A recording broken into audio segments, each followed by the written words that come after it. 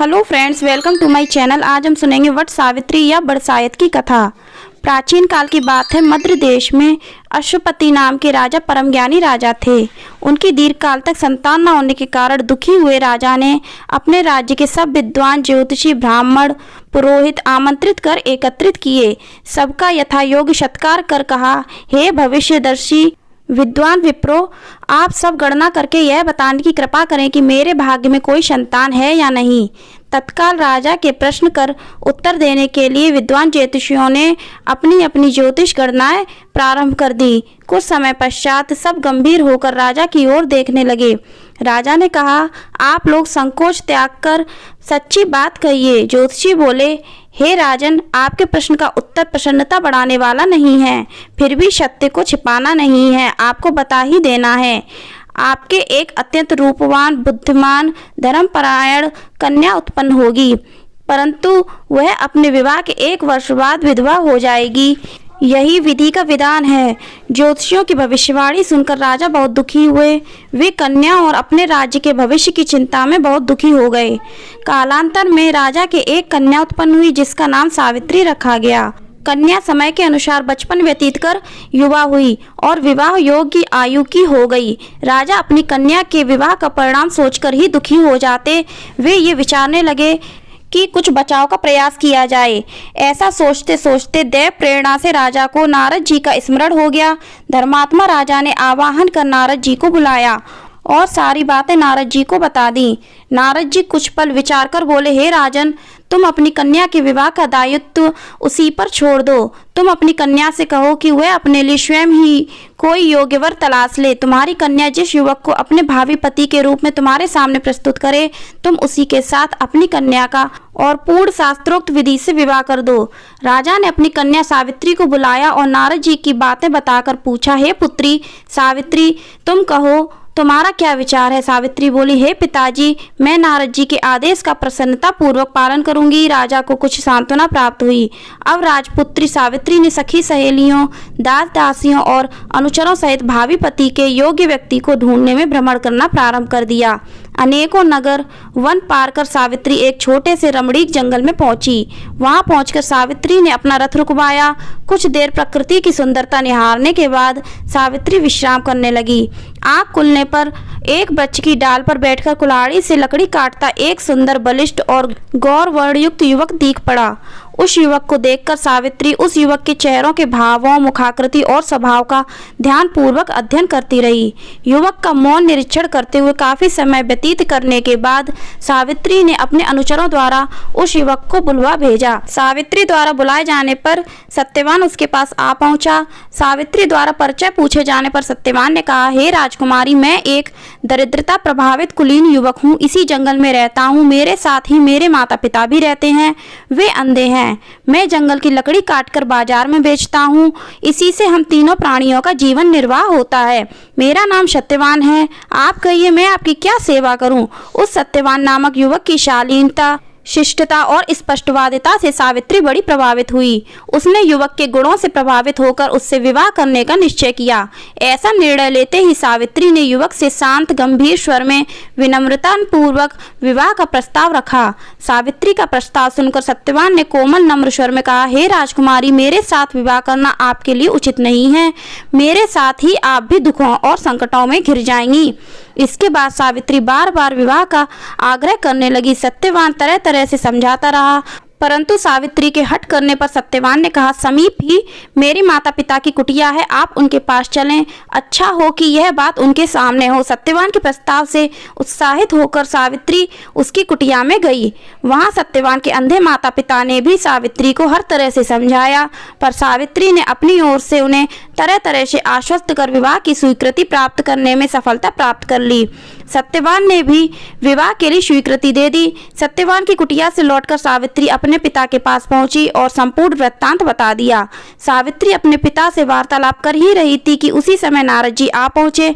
वे बोले, तुमने अपना पति किसे चुना है। इस पर सावित्री ने पुनः सारी बातें नारद जी के सामने भी दोहरा दी। नारद जी बोले, सत्यवान एक रूपवान, गुणवान, सदाचारी सज्जन युवक है, परंतु विवाह के 1 वर्ष बाद ही उसकी मृत्यु हो जाएगी। इसलिए हे सावित्री, तुम अपने लिए पुनः किसी अन्य व्यक्ति को चुनो। सत्यवान अल्पायु, कम उम्र में मरने वाला है। नारद जी की बात सुनकर सावित्री बोली, हे नारद जी, देव भय से मैं धर्म से विमुख नहीं हो सकती हूँ। हिंदू नारी जीवन में एक बार अपने पति का चुनाव करती है। मैं सत्यवान को अपना पति चुन चुकी हूँ, अब वचन भंग करके पाप की भागी नहीं बनूंगी। नारद जी ने और सावित्री के पिता ने उसे तरह तरह से समझाया, पर सावित्री सत्यवान से ही विवाह करने पर दृढ़ रही। तो नारद जी ने कहा, तुम्हारा कल्याण हो, जीवन सुखी हो। नारद जी आशीर्वाद देकर विदा हो गए। सावित्री की इच्छा के अनुसार उसके पिता ने उसका विवाह सत्यवान के साथ कर दिया।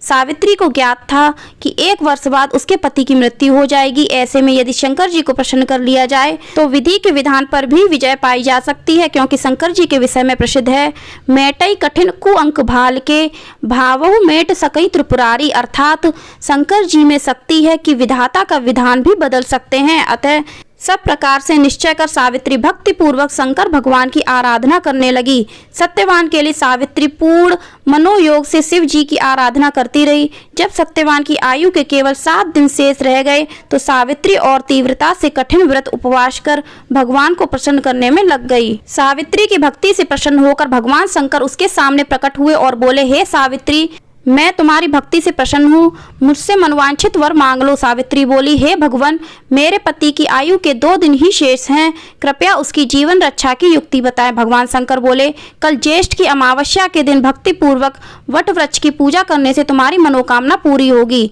सावित्री ने वट वृक्ष की भक्ति पूर्वक पूजा की और रात्रि जागरण किया। दूसरे दिन प्रातः काल जब सत्यवान जंगल में लकड़ी काटने लगा तो सावित्री भी उसके साथ चलने की हट करने लगी। किसी प्रकार सास ससुर को राजी कर सावित्री ने पति को भी मना लिया और उसके साथ जंगल में स्वयं भी गई। लकड़ी काटने के लिए सत्यवान एक वृक्ष पर चढ़ा। एक डाल को काटने के लिए कुल्हाड़ी चलाते ही सत्यवान का सिर दर्द करने लगा। वह वृक्ष से नीचे उतर आया और सावित्री से बोला, मेरे सिर में पीड़ा हो रही है। पतिव्रता धर्मपरायणा सावित्री चिंतित होने लगी। सत्यवान कुछ ही देर में मूर्छित होकर अचेत हो गया। तभी सावित्री ने अपने सम्मुख एक दिव्य पुरुष को देखा। उस दिव्य पुरुष को देखकर सावित्री ने पूछा, आप कौन हैं? उसने उत्तर दिया, मैं यमराज हूँ। तुम्हारे पति की आयु समाप्त हो चुकी है, मैं उसके प्राण लेने आया हूँ। अपनी बात समाप्त कर यमराज ने सावित्री की गोद में अचेत पड़े सत्यवान के प्राण लेकर प्रस्थान किया। सावित्री भी यमराज के पीछे पीछे चल पड़ी। यमराज ने सावित्री को अपने पीछे आने से बार बार मना किया, पर सावित्री नहीं मानी। जब वह यमराज के पीछे चलती हुई बहुत दूर आ गई तो उससे पीछा छुड़ाने का यमराज ने विचार किया। यमराज बोले, हे सावित्री, अपने पति को प्राण दान देने के अतिरिक्त कोई अन्य 3 वर मांग लो और लौट जाओ। इस पर सावित्री ने कहा, हे धर्मराज जी, मेरे सास ससुर फिर से नेत्रवान हो जाएं। धर्मराज ने एवं मस्तु कह दिया। सावित्री ने अपने सास ससुर का खोया राज्य लौटाने की प्रार्थना की। धर्मराज ने इसे भी स्वीकार किया। तो अंत में सावित्री ने तीसरा वर मांगा कि मेरे 100 पुत्र हो जाएं। फिर धर्मराज बोले, 100 पुत्र हो जाएंगे। वरदान देकर धर्मराज शीघ्रता से आगे बढ़े। कुछ दूर जाने के बाद धर्मराज जी ने पीछे मुड़कर देखा तो पाया कि सावित्री अभी भी पीछे पीछे चली आ रही है। इस पर क्रोधित होकर धर्मराज बोले, मैंने तुम्हारे 3 वर स्वीकार कर लिए हैं, फिर तुम मेरे पीछे पीछे क्यों आ रही हो? सावित्री बोली, हे भगवान, आपने मुझे पुत्रवती होने का वर दिया, फिर भी आप मेरे पति के प्राण लेकर जा रहे हैं। पति के बिना मैं कैसे पुत्रवती बनूंगी? सावित्री का तर्क सुनकर और अपने वरदान देने की गलती का अनुभव कर धर्मराज बौखला गया। पुनः संयत होकर बोले, हे सावित्री, तेरा सुहाग तो नहीं था, परंतु बरसायत अमावस करने से और पार्वती जी की पूजा करने से तेरा पति जीवित हो जाएगा।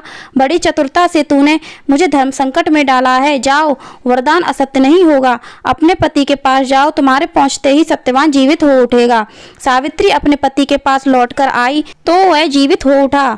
दोनों प्रसन्न होकर घर आए। यमराज के पहले दोनों वरदान भी पूरे हो गए। सावित्री के सास ससुर को दिखाई देने लगा, उसका राज्य भी वापस मिल गया। यह सब बरसायत अमावस्या के व्रत का प्रभाव था। इस व्रत को सर्वप्रथम सावित्री ने मनाया, अतएव इस व्रत का दूसरा नाम वट सावित्री वटम भी हुआ।